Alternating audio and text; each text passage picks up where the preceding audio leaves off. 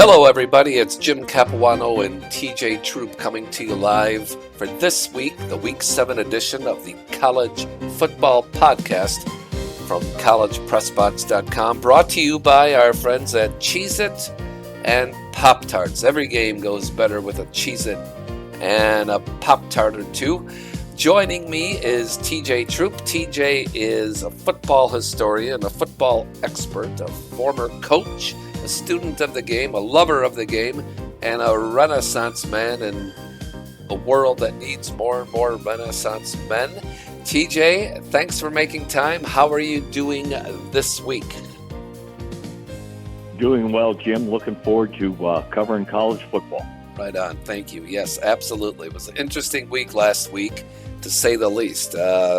And we're going to dive right in to the FCS, the Football Championship Subdivision, and go out to the Patriot League, where Georgetown made a heroic game-winning pass to prevail over the Morgan State Bears, and in a game, a 27-24 victory for the Hoyas, and enabled them to run their record to 3-3, and in so doing, on this 49-yard touchdown pass, became this week's recipient of the Cheez-It Crunch Time Play of the Week. When you throw a Hail Mary and it works in the end zone, you deserve to be called the Crunch Time Play of the Week recipient. Don't you think, TJ?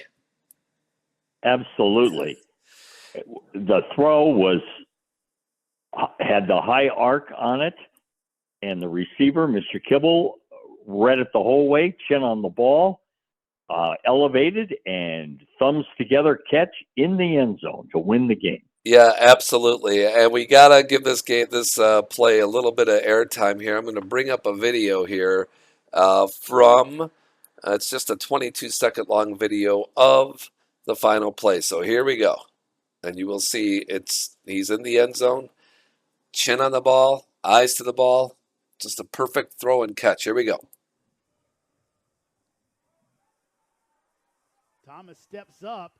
He'll throw it deep, looking for a man. There's Kibble. He makes the catch, and the Hoyas will win it at the buzzer. Oh, my goodness. Jimmy Kibble comes down with it, and the Hoyas have pulled off a miracle on the hilltop. Incredible play. Just a great play. What enthusiasm by that announcer.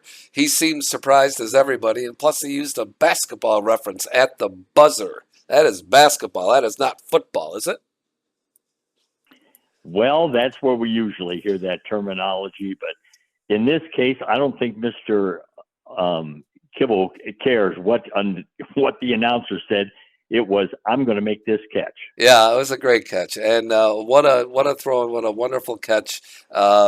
This picture is outstanding. He's just barely over the hands of the defender, but clear, but just a beautiful catch. And they are Georgetown, the Hoyas, this week's Cheez-It Crunch Time Play of the Week winner. Thank you to Cheez-It, and good job by Des Thomas II for throwing 3 TDs in the game winner with time expiring. Awesome work. Thank you.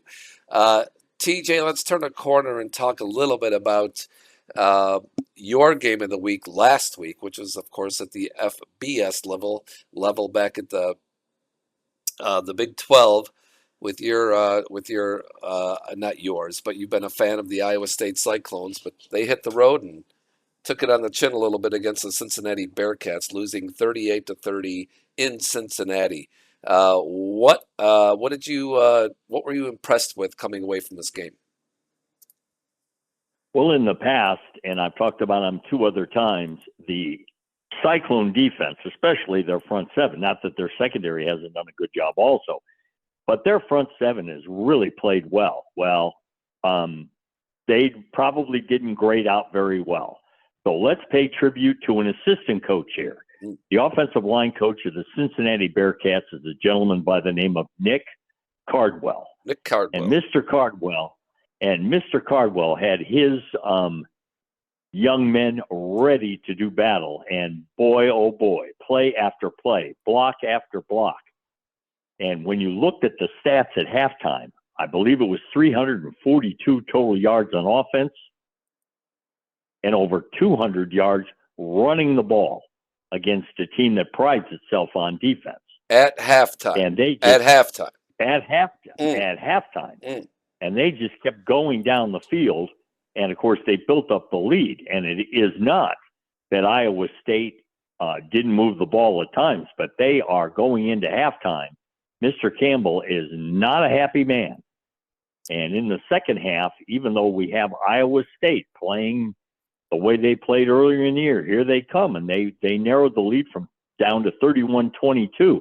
But when they had to, the Bearcats made all the plays. And again, the quarterback for Iowa State, which you and I have talked about in the past, Rocco Becht, he threw the ball well. He probably threw the ball more than he planned, and he completed. He was accurate, but many of them were shorter tosses, and they could not get the big play down the field.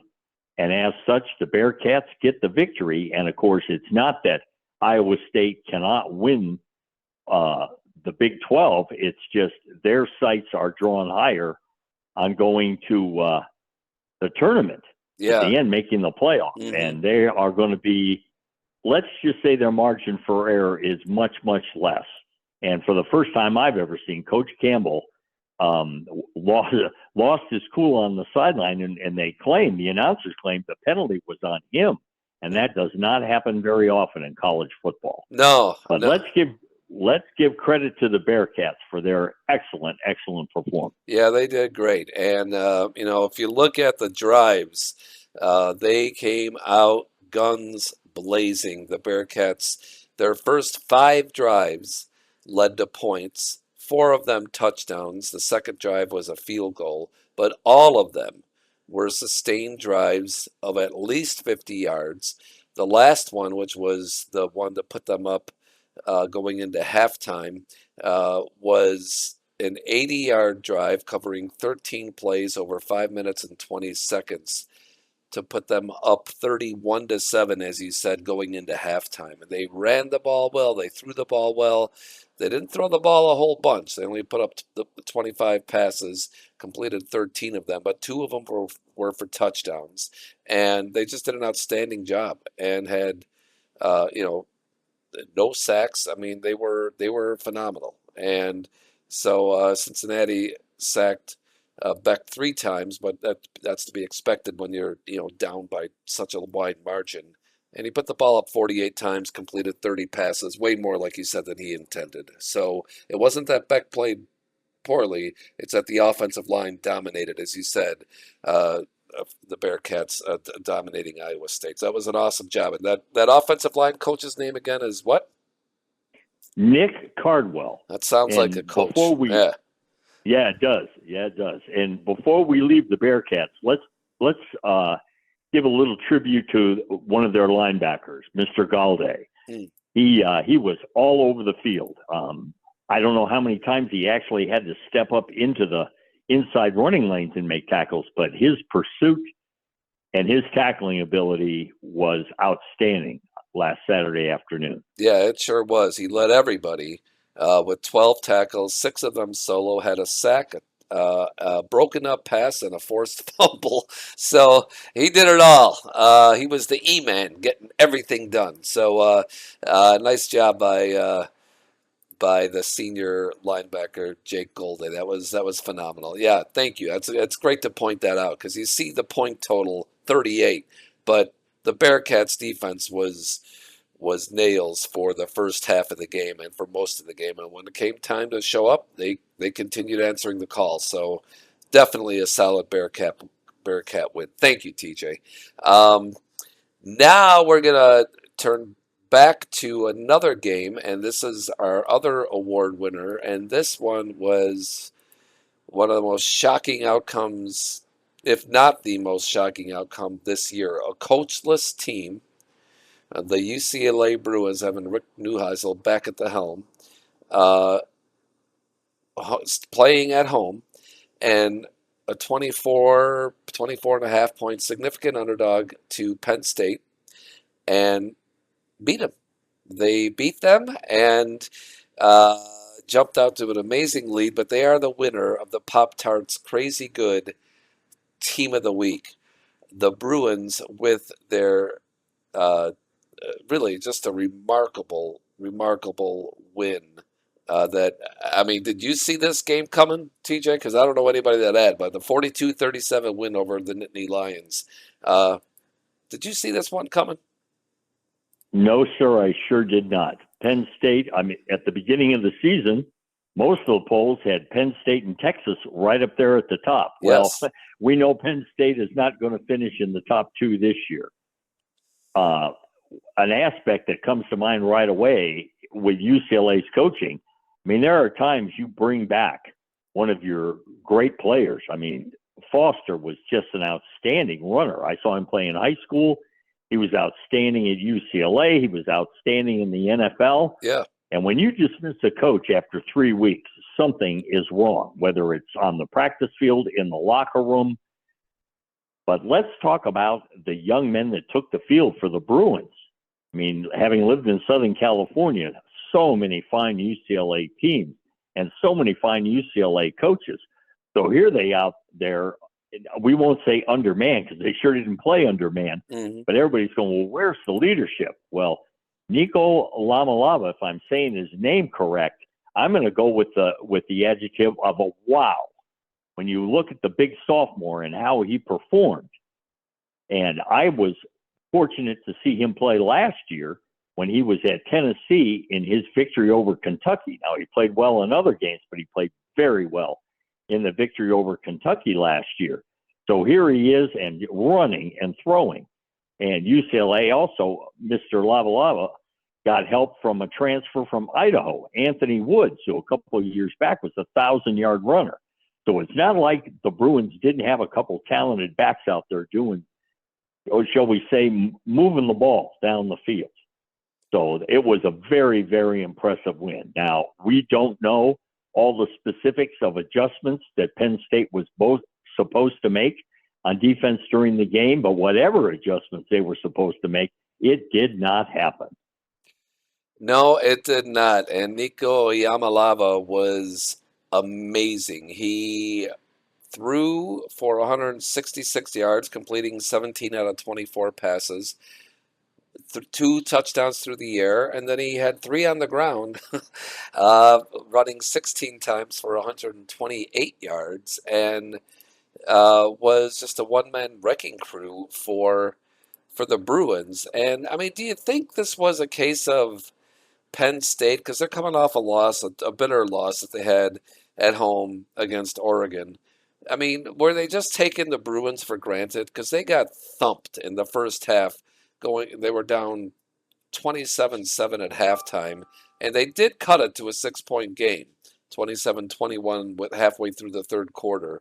But on a block punt, but to cut the lead. But then it was, the Bruins kept Alamalava just kept and just kept moving the ball. I mean, how do you account for the Bruins for the Nittany Lions on this, not taking away anything from the outstanding game that the Bruins had? Well, you're never gonna hear from any of the Nittany Lions or their coach say, "Well, we took them for granted." But when you're watching the game and you watch the highlights, how can you not think that or go, you know what I mean? Did you bring your A game today? And when you watch them on the field, it's no, they brought their C- game today. Uh-huh. Oh, but we rally in the second half and we made it only, as you stated, they were only down 6, but when they really had to do it, they did not. Yeah. Now they are by no means out of the Big Ten race yet. Their margin for error now with the schedule they have come up, and I'm sure, Jim, you're going to discuss who the Nittany Lions face down the road here. They've got some challenging games. They sure do, and we might as well touch on that real quick because a lot of folks are writing them off, and with good reason, right? They lost 30-24 at home to Oregon. That was a tough loss, and then follow it up a week later with this loss against UCLA that had been winless. But now they're home this week against Northwestern. Then they go to Iowa City. But then following that, November 1st, they're in Columbus against Ohio State.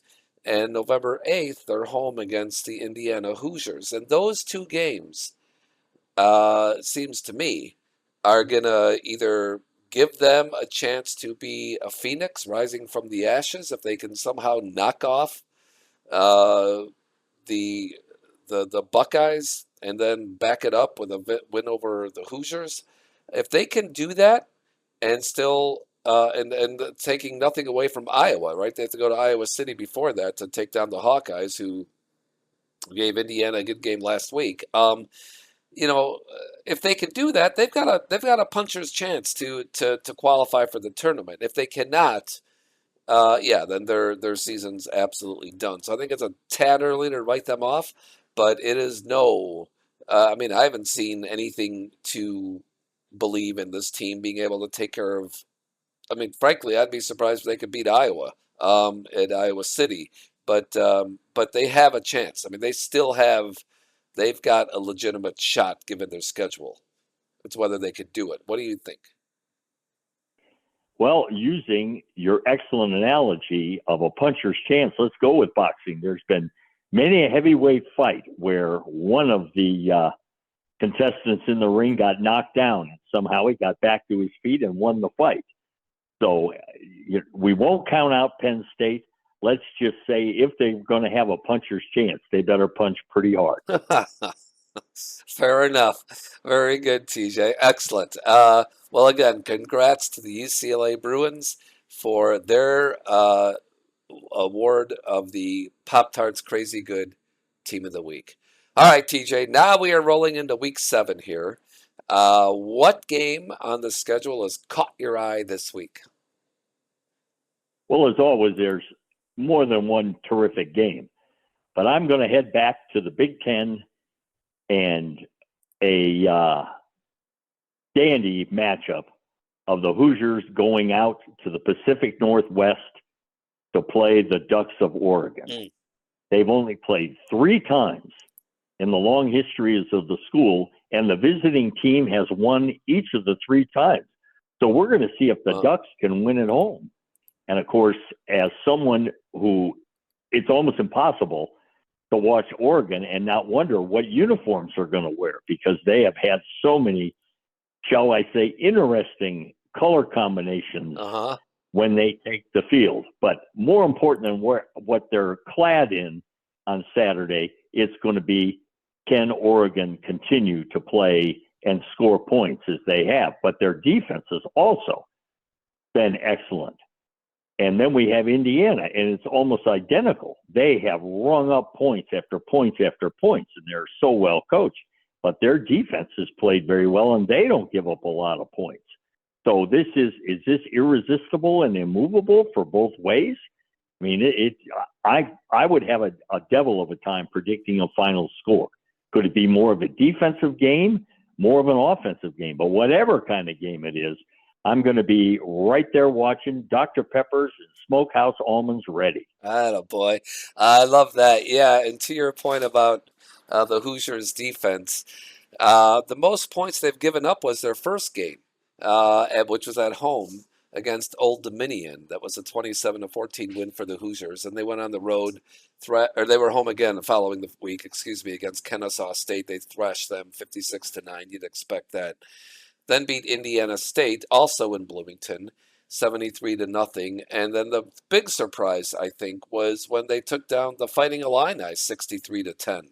So they had a lot of home cooking there. First 4 games were at home, but they got it done last week and gave up 15 points to Iowa, which is the most. That's the most that they've allowed all year. 15 points to the mighty Iowa Hawkeye offense. So it'll be interesting to see what happens there with their defense. But in terms of Oregon and streaks at home, they've won 18 consecutive home games. That's the longest active home winning streak, and they've won 23 consecutive regular season games. They haven't lost since 2023.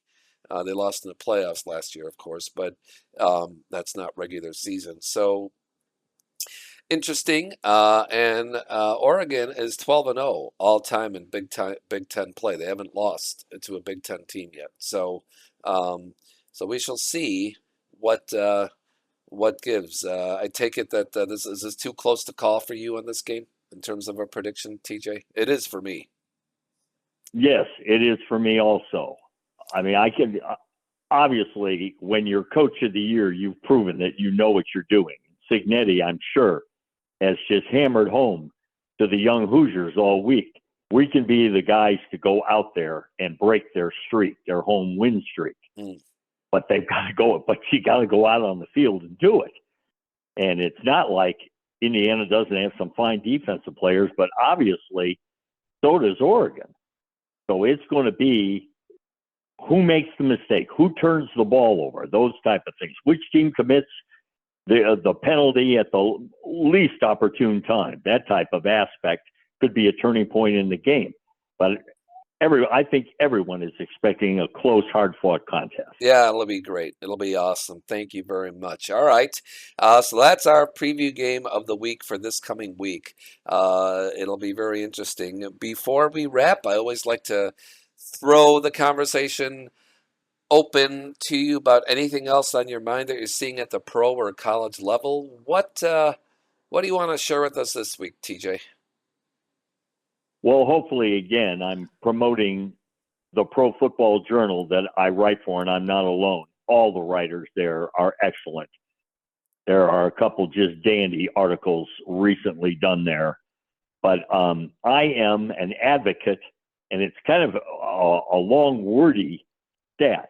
The defensive passer rating is an efficiency, team defense efficiency aspect that has where you plug in numbers, the percentage of completions, percentage of touchdown passes, percentage of interceptions, and yards per attempt. And when it's all computed out, the numbers tell us historically that if you're at the bottom, you're not doing well. So this is the bottom 5 teams in the NFL right now. In what category is this again? It's called the defensive passer rating. Defensive passer rating. Okay. And the Saints are ranked 28th, the Ravens 29th, the flawed New York Jets, that's probably a kind way of saying it, 30th. The Dallas Cowboys are 31st, and the Miami Dolphins are dead last at 32nd. And the combined records of those 5 teams is 5 wins, 19 losses, and 1 tie. So whether it's coaching, personnel, strategy, or a combination of all those factors, these 5 teams can't stop any passing attack right now. Oh, wow. Okay. Do you happen to know who are the top 5 or the top 3? Well, I do not have that right in front of me, but we can sure cover that later in the season. And of course, since I'm an advocate of it, that'll be kind of fun when we get into the December games and you see that it is a stat that tells the top teams. And historically, there have been teams that have been ranked towards the bottom.